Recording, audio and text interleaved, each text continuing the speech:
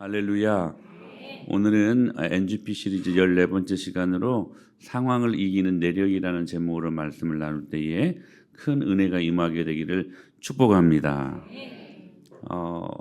드라마 나의 아저씨라는 내용 중에 여러분 기억하실 겁니다. 아이유 그리고 이성균 씨가 배역한 그러한 연기한 드라마인데 거기에 이성균 씨가 구조기술사 박동훈의 역을 가지고 연기를 하는데 아주 귀한 명대사가 있습니다. 뭐냐면 이런 대사입니다. 모든 건물은 외력과 내력의 싸움이라는 거예요. 바람, 하중, 진동, 있을 수 있는 모든 외력을 계산하고 따져서 그보다 더 강하게, 더 세게 내력을 설계하는 거라는 거죠. 항상 외력보다 내력이 더 세게. 인생도 어떻게 보면 외력과 내력의 싸움이야. 무슨 일이 있어도 내력이 세면 버티는 거야. 이렇게 이성균이 아이유에게 말을 합니다. 그때 아이유가 뭐라고 질문하냐면 그러면 그 내력의 힘은 뭡니까? 이렇게 물어봅니다. 그때 이 이성균이 뭐라고 대답하냐면 그건 나도 아직 몰라. 이렇게 대답을 합니다. 우리는 그 힘이 뭔 줄 알죠. 오늘 그 힘을 한번 우리가 살펴볼 수 있도록 하겠습니다. 건축물 구조의 핵심은 이 이성균 씨가 이야기했던 것처럼 외력과 내력에 있습니다. 그러니까 외력의 힘을 견디기 위해 그 하중 말한 것처럼 바람, 진동 그 외력을 이기기 위해서는 힘을 견디기 위해서는 몇 배는 더, 몇십 배는 더 우리들의 내력이 힘이 더 필요하다는 것입니다.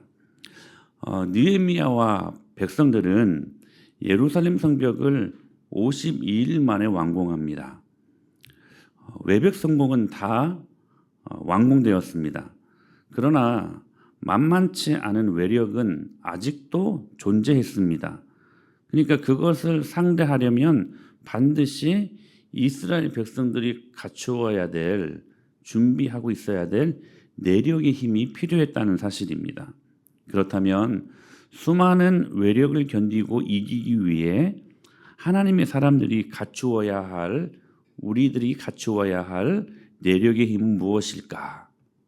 그 내력의 힘이 있어야 외력의 공격을 이길 수가 있거든요.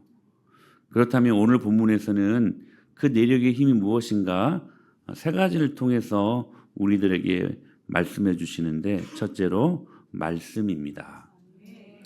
1절에 보니까 같이 읽습니다. 시작. 이스라엘 자손이 자기들의 성읍에 거주하였더니 일곱째 달에 이르러 모든 백성이 일제히 수문 앞 광장에 모여 학사 에스라에게 여호와께서 이스라엘에게 명령하신 모세의 율법책을 가져오기를 청하매.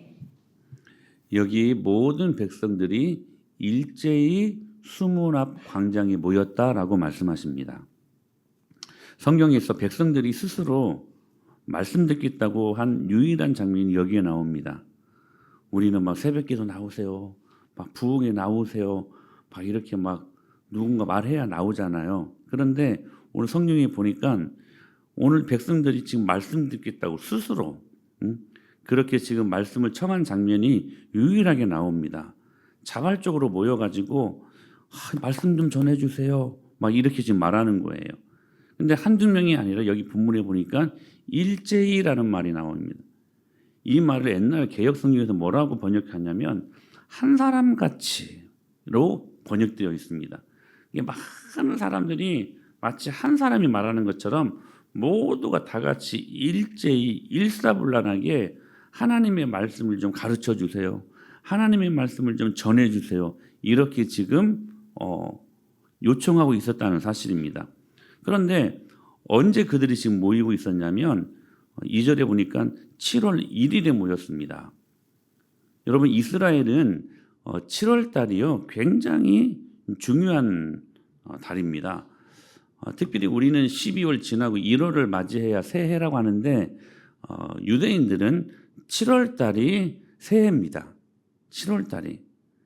한 해의 시작 7월 1일 그래서 그날을 나팔절로 제정하고 그때 모여서 하나님을 예배합니다. 또 7월 10일은 대속죄일입니다. 1년에 한 번 있는. 그래서 여러분 대제사장들이 한번 그 성막에 들어가서 백성들의 죄를 전가해서 하나님 앞에 용서받는 시간들 아닙니까? 7월 15일은 또 초막절로 지킵니다. 초막절은 일주일 동안 천막을 치고 광야를 생각하며 광야 생활을 하는 절기가 초막절입니다. 그러니까 7월 달은 이스라엘 백성들이 은혜 받는 집중적인 시기였던 것이에요. 이 시기에 은혜 못 받으면 안 돼. 여러분, 주님은 우리에게 주일이라는 귀한 시간들을 주셨습니다. 이 시간들을 통해 여러분들은 은혜 받으셔야 돼요. 지금 본문 8장에서 유대 원력 7호를 집중적으로 설명하고 있는데 그 중에서도 오늘 내용은 7월 1일 나팔절에 모여서 백성들이 하나님의 말씀을 듣고 싶어하는 갈망과 간절함을 가지고 지금 말씀을 듣는 내용이 오늘 본문입니다. 그런데 그런 그들의 모습을 오늘 성경은 3절 하반절에서 아주 상세하게 설명하고 있는데 저기 뭐라고 말씀이 기록되어 있습니까? 자, 모든 사람 앞에서 읽음에 다 같이 뭇 백성이 귀를 기울였는데 뭇 백성이 그 율법책에 귀를 기울였다라고 말씀을 하고 있습니다. 자, 여러분, 뭇 백성이 그 율법책에 귀를 기울였다 이 말씀이 주어가 뭐라고 생각하십니까? 백성이라고 생각할 수 있죠. 근데 원어에 가까운 말씀을 보면 원어는요, 백성이 주어가 주어가 아니라 귀가 주어가 됩니다. 백성의 귀가. 그러니까 여러분 백성이가 아니라 백성의 귀가 그 한 사람 한 사람의 신체 중에서도 눈도 아니고 입도 아니고 코도 아니고 귀가 말씀을 듣는 귀가 주어로 지금 기록되어 있다는 거예요. 그러니까 백성이가 아니라 귀가 백성의 귀가 주어가 바뀝니다. 무슨 말이냐면 그들의 귀가 하나님의 말씀에 달라붙었다는 거예요. 달라붙었다는 거. 여러분 이게 무슨 뜻일까요? 사실 어떤 말을 잘 듣기 위해서 정말로 필요한 것은 관심과 사랑 아니겠습니까? 프랑스의 세계적인 곤충학자 파브르는요. 우리 은혜마을교회 안에도 파브르가 하나 있죠. 개미 연구가. 자, 파브르는 평생 곤충을 관찰하며 연구했습니다. 사람들이 보기엔 풀 속에서 작은 벌레가 부스럭거리는 소리나 날개짓 그 소리는 거의 들리지 않죠. 근데 이 파브르의 이 귀에는 그 소리가 들리는 거예요. 그래서 그 소리를 듣고 종류를 구분하고 곤충의 행동을 파악하는 것입니다. 어느 날 한 제자가 물었어요. 선생님, 어떻게 그렇게 작은 곤충들의 소리를 들을 수 있습니까? 이때 했던 이 파브르의 유명한 말이 있어요. 무슨 말이냐면 나는 평생 곤충과 친구가 되기 위해 귀를 기울였는데 세상 소리를 줄이고 곤충의 소리를 들으려 마음을 조용히 하면 그들의 이야기가 들린다네. 그러니까 여러분 누구에게도 들리지 않았던 곤충의 그 미세한 소리가 이 파브르의 귀에는 들렸던 이유가 무엇입니까? 그 곤충에 대한 관심과 사랑 때문이었다는 것입니다. 우리에게는 안 들리는 곤충 소리가 그래서 파브르에게는 들렸다는 것입니다. 무엇 때문입니까? 다시 말씀드립니다. 관심과 사랑 때문입니다. 이걸 우리는 파브르의 귀가 곤충의 소리에 달라붙었다 이렇게 말하는 것이에요. 여러분 이스라엘 백성들이 내력이 강화되었던 이유가 어디에 있습니까? 그들의 귀가 오로지 하나님에 대한 관심과 하나님에 대한 사랑이 있었기 때문에 하나님 말씀에 귀가 달라붙었다라고 말하는 것입니다. 사랑하는 여러분, 하나님 말씀에 우리의 귀가 달라붙는 거예요. 무슨 말인지 아세요? 여러분 그때 우리의 내력이요 가장 강력해집니다. 여러분들이 오늘 하나님의 말씀을 듣는 것이요, 여러분의 내력의 힘을 여러분 강하게 하는 원초적인 축복이라는 거예요. 즉 하나님의 말씀이 들려져야 돼요. 그때부터 우리의 내력이 강화되는 거야.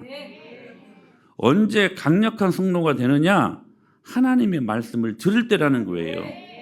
우리의 귀가 하나님 말씀에 달라붙는 거야. 여러분, 말씀에 귀가 달라붙어 있으니까 말씀이 안 들릴 수가 없는 거지. 할렐루야. 여기 3절에 보니까 더 구체적인 표현이 나오는데, 그들은 새벽부터 정오까지, 그리고 알아들을 만한 모든 사람들은요, 지금 적어도 6시간 동안 남자 여자 할 것 없이 하나님의 말씀을 지금 간절히 듣고 있었다는 거예요. 여러분, 부흥이 뭘까요? 자, 새벽부터 정오까지, 그리고 남녀노소 불구하고 하나님의 말씀을 모두가 그 말씀에 귀가 붙어버려 가지고요, 그 말씀은 지금 듣고 있었다는 사실입니다. 야, 좀 와서 말씀 좀 들어라, 좀 와서 좀 말씀 좀 배워, 이렇게 한 게 아니고요, 본인들이 자발적으로 모였다고요. 자발적으로 하나님의 말씀을 사모하고 하나님의 말씀에 관심을 갖고, 그런 모든 행위를 지금 성경 기자는 뭐라고 표현하고 있다고요? 하나님 말씀에 귀가 붙었다는 거예요. 붙었다는 거. 그런 간절한 마음으로 말씀을 듣고 있었다는 것입니다. 여기서 우리는 한 가지 여러분 키워드를 가질 수 있어야 됩니다. 뭡니까? 바로 부흥이라고 하는 것입니다. 여러분, 부흥이 뭘까요? 요엘서 2장에서는 이렇게 말씀하십니다. 같이 읽겠습니다. 시작. 그 후에 내가 내 영을 만민에게 부어주리니 너희 자녀들이 장래일을 말할 것이며 너희 늙은이들은 꿈을 꾸며 너희 젊은이는 이상을 볼 것이며 그때 내가 또 내 영을 남종과 여종에게 부어줄 것이며. 여러분, 부흥이 뭘까요? 늙은이. 성경적인 표현이니까 이해하고 들으세요. 늙은이. 성경에서 지금 늙은이라고 하잖아요. 제가 격하해서 하는 말 아닙니다.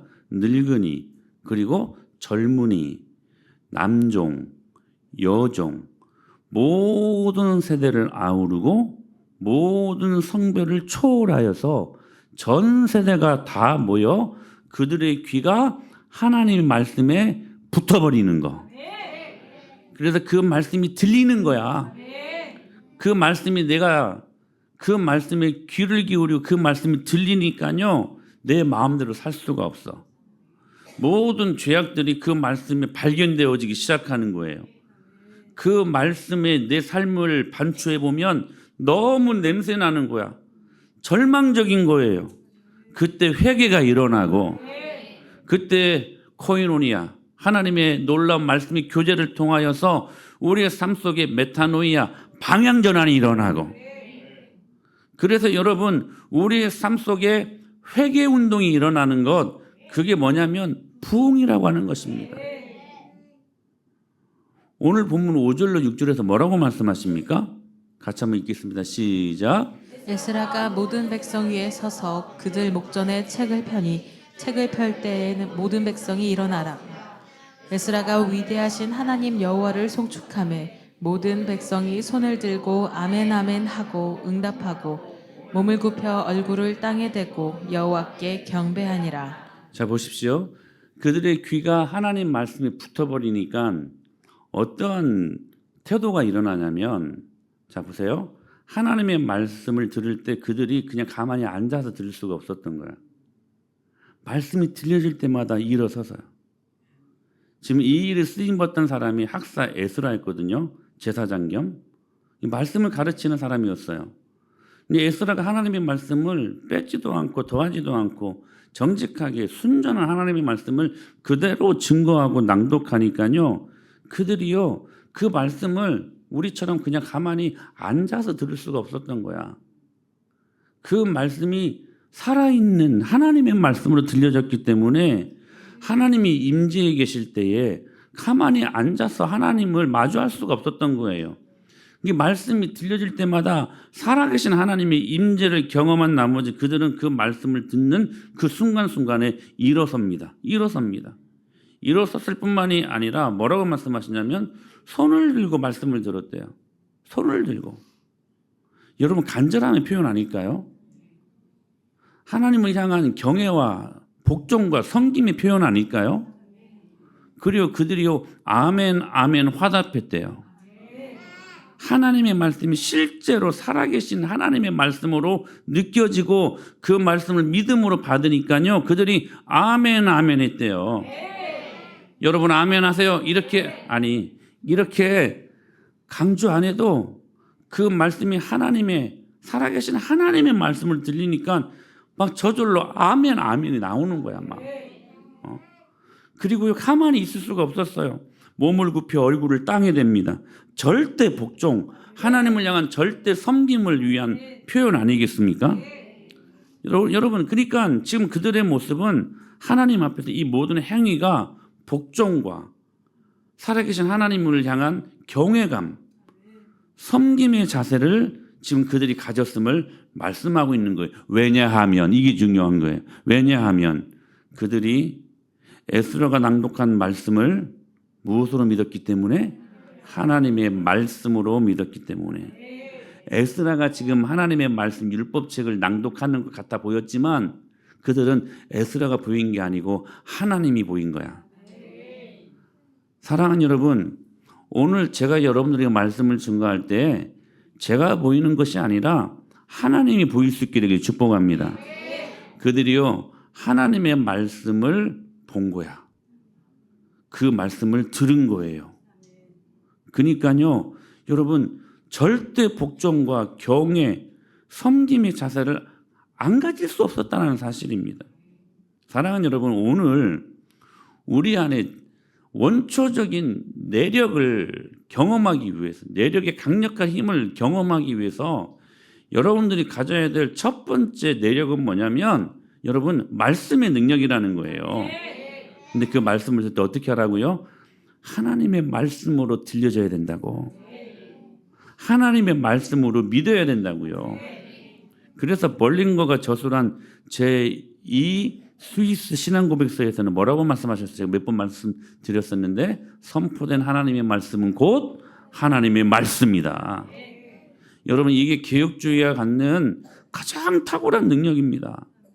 여러분 선포된 하나님의 이 강단에서 설교하는 모든 말씀은 곧 하나님의 말씀이다. 아멘. 그래서 바울이요 데살로니가 교회 교인들을 향한 칭찬을 하게 되는데 다른 것으로 칭찬한 게 아니었어요.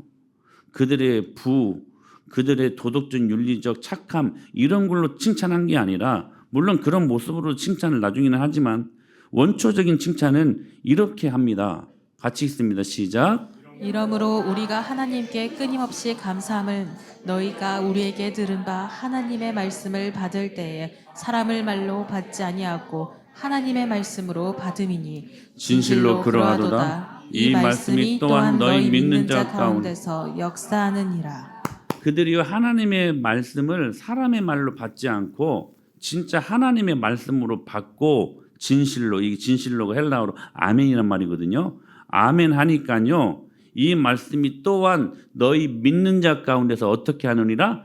역사하느니라. 할렐루야.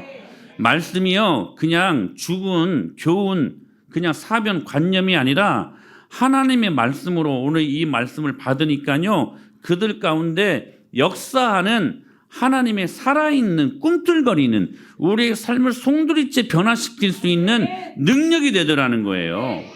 여러분 태도를 분명히 하십시오. 여러분은 설교를 들을 때 어떤 태도를 가지고 있느냐 하는 것입니다. 설교가 하나님의 말씀이라는 것을 믿습니까?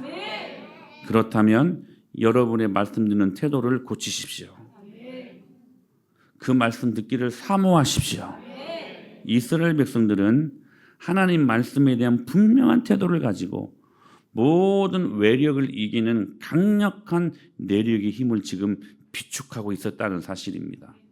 두 번째, 그들이 갖고 있었던 내력의 힘은 어디서 나타났을까요? 바로 회개에서 나타났습니다.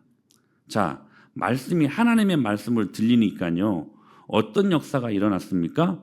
8절로 9절에 보니까 같이 시작. 하나님의 율법책을 낭독하고 그 뜻을 해석하여 백성에게 그 낭독하는 것을 다 깨닫게 하니 백성이 율법의 말씀을 듣고 다 우는지라. 하나님의 말씀을 하나님의 말씀으로 믿고 그 말씀에 대한 관심과 사랑하는, 기대하는, 사모하는 마음을 가지고 말씀을 들으니까요, 어떤 역사가 일어났냐면 그들이 다 울었대요. 하나님의 율법을 듣고 깨닫게 된 이스라엘 백성들이 어떤 반응을 보였는가? 모두가 울었다는 것입니다. 여러분 기억하셔야 돼요. 말씀이 내 안에 쑥 들어올 때 우리는 울게 되어 있습니다. 그때 우리는 회개하는 거예요. 자기들이 영적인 지식이 없어서 바벨론 포로로 끌려갔을 때 하나님 보시기에 너무도 부끄러운 삶을 살았다는 사실들을 자각하자 참회하는 마음이 들었던 것입니다. 내가 왜 이렇게 살았는가? 왜 이 모양 이 꼴이 되었는가? 왜 이 지경이 되기까지 아무런 감각 없이 자연인처럼 살았는가? 그때 회개가 터졌다는 거예요. 여러분 말씀을 제대로 들으면 우리들 마음속에 여러분 기쁨도 있죠. 평강도 임하죠. 그러나 그걸 거치지 않고서는 이게 오지 않습니다. 무엇입니까? 회개의 눈물입니다. 그래서 여러분 애통하는 자가 복이 있나니 저희가 하나님의 위로를 받을 것입니다. 누가복음에서도 이 산상수훈을 똑같이 그렇게 서술하시는데 전기에 나가시는데 뭐라고 말씀하시냐면 우는 자가 복이 있나니 저희가 웃을 것이며 울지 아니하면 죄에 대하여 울지 아니하면 웃을 수 없다는 거야. 웃을 수 없다는 거예요. 회개가 터졌어요. 말씀을 제대로 들으니까 여러분 오늘 이 말씀이 여러분의 귓가에 여러분의 마음가에 제대로 들릴 수 있게 되길 축복합니다.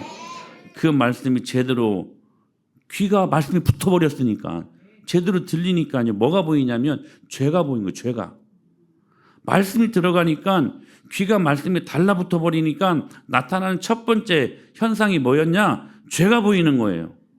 그래서 여러분 회개합니다. 그들의 눈물은 그저 감정이한 눈물이 아니었어요. 말씀을 듣고 자신들의 죄스러운 삶을 반추할 때 나타나는 절망과 실망스러움에 대한 회개의 눈물이었다는 거예요. 진리가 눈물을 만난 것입니다. 그러자 느헤미야가 더 이상 울지 말라고 권면합니다. 자, 우리 10절 말씀, 10절 시작. 느헤미야가 또 그들에게 이르기를 너희는 가서 살찐 것을 먹고 단 것을 마시되 준비하지 못한 자에게는 나누어 주라. 이 날은 우리 주의 성일이니 근심하지 말라. 여호와로 인하여 기뻐하는 것이 너희의 힘이니라 하고. 자, 여러분 회개의 눈물을 보였던 그들을 향하여서 느헤미야가 권면합니다. 더 이상 울지 말아라. 더 이상 울지 말아라. 여러분 여기서 우리가 회개의 근본적인 목적이 무엇인가를 분명히 알아야 됩니다. 회개는 질질 짜고 그냥 우는 것으로 그치기 위한, 그래서 내 마음 안에 있는 이것들을 토해내는 카타르시스에 있지 않습니다. 회개의 눈물은 다시 말씀드려요. 우는 자가 복이 있나니 저희가 웃을 것이며, 회개의 목적은 여러분 영혼의 진정한 기쁨을 위함인 것입니다. 그래서 말씀하시는 거예요. 여호와로 인하여 기뻐하는 것이 너희의 힘이라. In power. 우리의 파워라는 거예요. 말씀을 듣고 회개가 일어날 때 인생의 근본적인 기쁨이 일어난다는 거예요. 그러니까 회개의 기능은 눈물에 있지 않아요. 여러분 회개의 목적은 기쁨에 있습니다. 물론 눈물을 통과해야 되죠. 그리고 이 기쁨이 우리가 경험할 내력, 우리의 in power, 힘이라고 선포하는 것입니다. 죄를 회개하고 하나님 앞에 온전한 방향 전환이 일어날 때, 즉 수많은 외력을 이길 수 있는 내력의 힘이 바로 이때 일어나게 된다는 사실입니다. 내력의 강력함이 어디에서 나옵니까? 말씀을 듣고 자신의 죄가 발견되자 그 죄로 인해 애통해야 할 때 진짜 기쁨과 내력의 강력함이 나온다는 거예요. 그래서 여러분 하박국 선지자가 뭐라고 고백합니까? 17절에 보니까 하박국 3장, 비록 무화과나무가 무성하지 못하며 포도나무에 열매가 없으며 감람나무에 소출이 없으며 밭에 먹을 것이 없으며 우리의 양이 없으며 외양간에 소가 없을지라도, 무슨 말이에요? 이전까지는 무화과 나무 잎이 무성하고 포도나무의 열매가 풍성하고 감람나무의 소출이 많고 우리의 양과 소가 많았던 것이 기쁨이었던 인생들이었는데 그것이 인파워인 줄 알고 살았는데 그렇지 않더라는 거예요.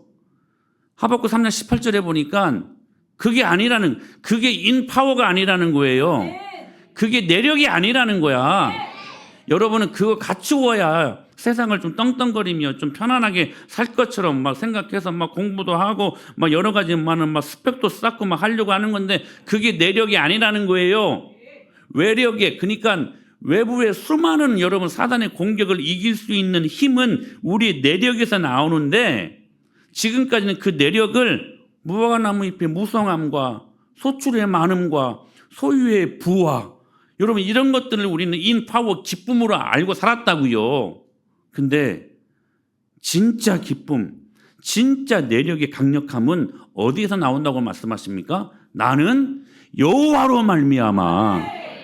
이게 인파워, 나의 힘이 되었다라고 말씀하고 있는 것입니다. 여러분 하나님의 말씀은 틀림이 없습니다. 틀림이 없는데도 그래도 내 삶이 앞서가고 내 생각이 앞서가지고 그래도 하나님 말씀 좀 제쳐두고 내 모양대로 살아갈 때 여러분 수많은 시행착오를 겪어야만 되지 않겠습니까? 하나님은 여러분들이 수많은 시행착오 경험하지 않게 되기를 소망하실 것입니다. 말씀대로 사십시오. 말씀대로 사십시오. 하박국은 그러는 거예요. 지금까지 그런 것들이 자신의 인파워 내력이라고 알고 있었는데 그 내력으로 외력을 이길 줄 알았는데 그렇지 않더라는 거예요. 진짜 내력은 진짜 인파워 힘은 여호와로 말미암아 즐거워하는 것이고 기뻐하는 것이래요.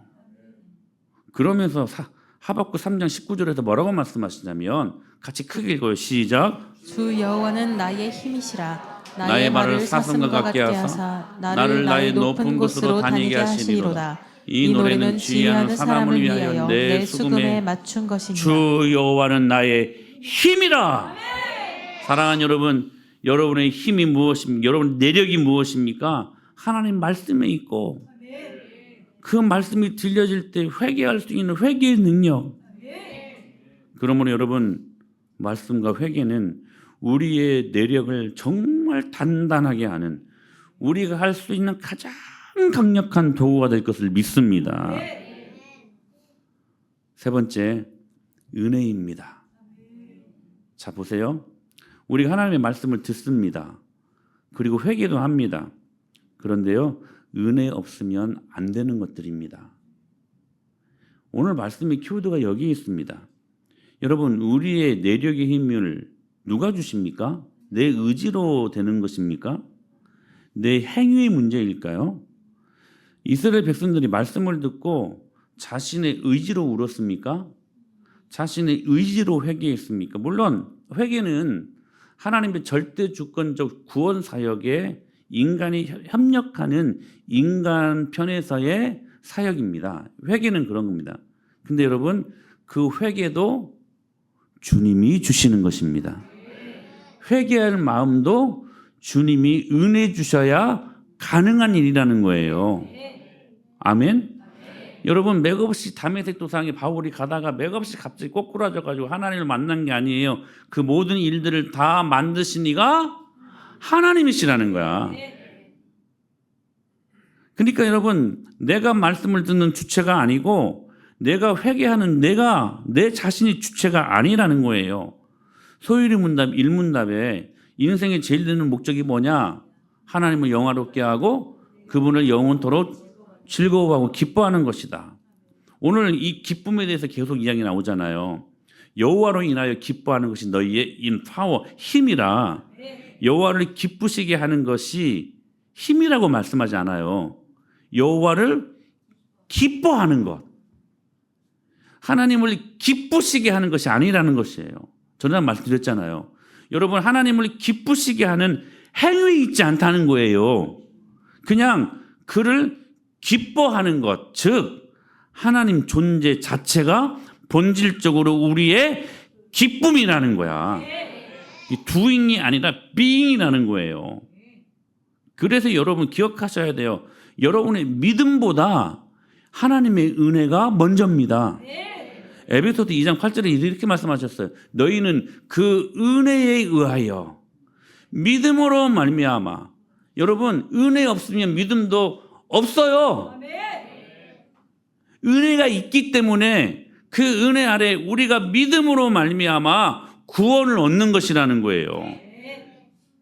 그러니까요, 하나님의 은혜를 말씀하는 거예요. 지금 이 공동체, 느헤미야 공동체 안에 하나님의 은혜가 풍성하게 임한 거예요. 사랑하는 여러분, 우리 은혜마을교회 공동체 안에 하나님의 은혜가 풍성하게 임하게 되길 축복합니다. 여러분 가정 안에 하나님의 은혜가 풍성할지어다. 풍성해야 돼요. 여러분 우리가 공부하는 여러분 자녀들 학업에도 하나님의 은혜가 있어야 돼. 은혜 빼버리면 여러분 안 되는 거예요. 아니 자신이 원하는 대로 될 수는 있어요. 근데 은혜 아니고 되는 것은 다 망하는 지름길이야. 망하는 지름길이야. 기억하셔야 돼요. 은혜가 말씀의 내력, 회개의 내력을 가져다 주는 것이라는 거예요. 그러니까 우리는 여러분 어떤 상황이 있어도 아무것도 할 수 없는 자들이지만 한 가지 아무것도 할 수 없어서 한 가지 꼭 해야 된다면 은혜를 사모하는 마음을 갖고 있어야 된다는 거예요. 그래서 어떤 분은 진정한 부흥은 설명이 안 되는 것이라고 주장합니다. 만약에 그 부흥 운동에 설명이 가해지잖아요. 그러면 그 부흥은 부흥이 아니라는 거야. 부흥은 원인을 설명할 수 없다는 거예요. 하나님의 은혜는 설명할 수 없습니다. 저와 여러분들이 하나님의 은혜로 구원받은 거 설명할 수 있습니까? 여러분 어떤 자격이 있어서, 여러분 어떤 조건이 있어서 구원받았습니까? 정말로 설명할 수 없는 것이 그것입니다. 저와 여러분들을 하나님이 구원하신 것, 하나님의 은혜로. 그래서 여러분 하박국 3장 17절에 보면 계속 무화과 나무가 무성하지 못하며 없고 없을지라도 계속 말하지 않습니까? 여러분 우리 인생 가운데 이런 것들이 없는 것이 뭐예요? 이 외력의 막강한 공격력 아닙니까? 우리 인생이 살아갈 때 여러 가지 많은 결핍, 여러분 외력의 강력한 공격 아닙니까? 안 그래요 여러분? 소유의 여러분 부족함, 소유의 결핍, 이것으로 여러분 악한 원수의 사단이 계속 공격하잖아요. 없고 없을지라도. 근데요 우리의 내력은 말씀과 회개로 일어나는 하나님의 기쁨, 하나님의 은혜로 더 강력해진다는 거예요. 그 내력의 강력함이 이것을 이겨요. 못하는 것을, 없는 것을 이겨요. 그래서 18절에서 이렇게 말씀하시는 거예요. 나는 여호와로 말미암아. 사랑하는 여러분, 한국교회 부흥은 그렇게 온 것입니다. 하나님의 은혜라고밖에는 설명할 수 없는 부흥. 한국교회의 길선주 목사님을 빼놓고서는 1907년 평양 대부흥운동을 설명할 수가 없었습니다. 자, 하나님 앞에 큰 상급을 가졌을 것 같아요. 길선주 목사님. 이분이요 1905년 영국 웨일즈 지방의 부흥운동이 일어났다는 소식을 어떻게 들었습니다. 그리고 간절한 사모함이 있었어요. 평양 지역에 부흥이 있기를 소망하는 마음들. 그래서 혼자 기도하기 시작했어요. 혼자 기도했을 뿐만이 아니라 몇몇 사람들과 새벽 4시에 일어나서 새벽 기도회를 실시합니다. 그것이 한국교회 새벽 기도회의 시작이었다고 합니다. 어떤 신학생이 하도 새벽 기도 너무 가기 싫으니까 가면서 그랬대요. 어떤 놈이 새벽 기도 만들었냐고. 그 어떤 놈이 이놈입니다. 길선주 목사님. 근데 새벽 기도의 시작은 예수님이시죠. 근데요, 드디어 1906년부터 회개 운동이 일어나기 시작합니다. 그 작은 회개의 불씨가, 그 기도가 이어서 회개 운동으로 일어났어요. 1906년 황해도 재령에서, 여러분 그래서 북한 땅을 위해 기도 많이 하셔야 됩니다. 북한 땅이 복음의 원초지였어요. 길선주 이 목사님이 사경회를 인도하는데 회개 운동과 부흥 운동이 일어난 거예요. 그래서 역사학과 학자들은 그럽니다. 부흥운동 이꼴 회개운동이라고. 1907년 드디어 1월 장대현 교회, 이 장대현 교회 우리 주기철 목사님도 심무한 적이 있으셨죠. 여기에 부흥 사경회가 지금처럼 부흥회가 아니라 사경회에서 성경 공부, 성령을 차례대로 순서대로 가르치는 시간들이었어요. 전국의 각처에서 1,500명의 신자들이 장대현 교회에 모여가지고 10일 동안 부흥 사경회를 갔습니다. 그 사경회에 성령의 역사가 나타났고 회개운동과 그 회개운동이 일어나니까 부흥운동으로까지 일어나기 시작합니다. 당시의 상황을 묘사하는 글을 소개합니다. 신학진암 종신대학의 14권 제2호에 나와 있는 내용인데 2,000명 이상을 수용하는 장대현 예배당에 회중이 차고 넘치도록 모인 사경회원 전체가 성령에 휩쓸린 바가 되어 혹은 소리쳐 울고 혹은 가슴쳐 통곡하며 혹은 흐느껴 울면서 기도하고 혹은 발을 구르고 자복하며 혹은 춤을 추면서 찬미하니 소리 합하여 소리의 기둥은 번제단에 타오르는 불기둥같이 하늘로 떠올랐다. 그 부흥으로 도박과 술로 쩌든 이 조선 땅, 첩첩들, 그렇게 못 사는 땅에도 웬 첩첩들이 그렇게 많았는지, 금치산자들, 온갖 미신과 게으름, 어떤 아이가 배가 아파서 어쩔 줄 모르고 병원에 왔는데 선교사님이 수술을 하다 보니까 세상에 그 배 안에 집신만한 인형들이 놓여져 있더래요. 그러니까 미신들 그걸 먹으면 산다고. 그렇게 미신으로 쩌든 나라가 이 조선 땅 아니었습니까? 게으름으로 점철된 양반들이라고 말하는 그 양반들, 한량이들 때문에. 여러분 어떤 양반은요 선교사님들이 오셔가지고 막 테니스 같은 거 치셨잖아요. 그러면서 그걸 보면서 너무 막 껄껄거리며 비웃었대요. 선교사님 막 공치로 이리 다니고 저리 다니고 하니까 그것은 쌍놈들이나 시키지 왜 선교사님들이 왔다 갔다 하시냐고 막 그렇게 말할 정도로까지. 정말 살 소망이 없는 이 조선 땅에 하나님의 말씀이 선포되고 그 안에 회개의 능력이 일어나니까요. 여러분 이 나라 이 민족이 하나님의 부흥의 은혜가 오늘 후손들이 누릴 수 있는 축복으로 하나님이 그 은혜를 주시지 않았습니까? 이게 한국교회의 내력의 강력함이었습니다. 그래서 여러분 한때는 여러분 이 평양을 동방의 예루살렘이라고 부를 정도로까지 그런 별명도 갖고 있습니다. 사랑하는 여러분, 오늘 또 공격해오는 수많은 사탄의 공격을 이길 수 있는 내력을 여러분 키워가자고요. 근데 우리는 이걸 내가 할 수 있는 것이 아니라 말씀의 능력, 할렐루야. 말씀을 듣고 여러분 매일매일 회개하십시오. 그리고 여러분 그 회개를 통하여 눈물을 통하여 하나님을 기뻐하십시오. 근데 이게 저절로 되는 게 아니라 하나님의 은혜로 되는 것이니 하나님의 은혜를 사모하십시다. 그 은혜권 안에 들어오십시다. 그리고 말씀을 듣고 그 말씀에 반응하고 기쁨으로 순종하며 그분을 섬기는 데에 온 에너지를 다할 수 있는 우리 은혜마을교회 될 수 있게 되기를 축복합니다. 내력의 힘이 어떤 외력의 힘도 이길 수 있다. 할렐루야.